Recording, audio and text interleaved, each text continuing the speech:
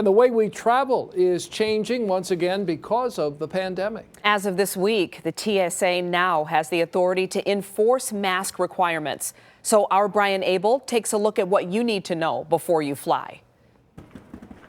Well, guys, we've been out here for hours, and I want to show you inside here, just like the people that are walking in.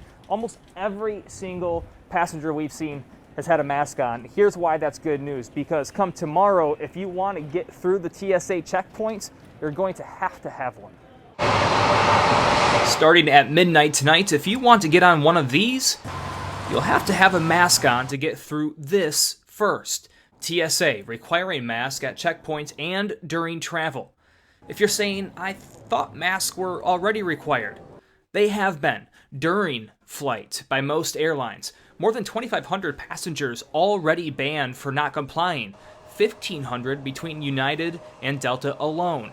But the new mandate, a federal one, through an emergency order by the CDC and an executive order signed by President Biden. Our goal is to prevent the spread of this disease any further. Protect passengers, protect our employees, protect stakeholders, control the viral spread. The mask requirement goes beyond air travel. All public transportation, taxis to ride shares to busing and rail.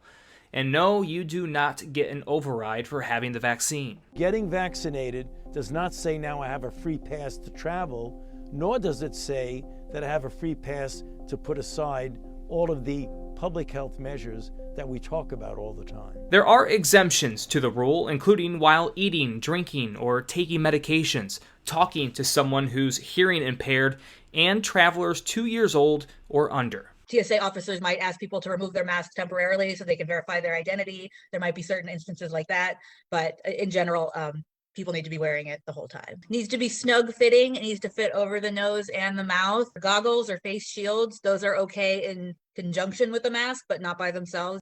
Failure to comply with this mandate could result in civil penalties, and the TSA says that they will have extra masks on hand at checkpoints. Glenda? All right, Brian, thank you.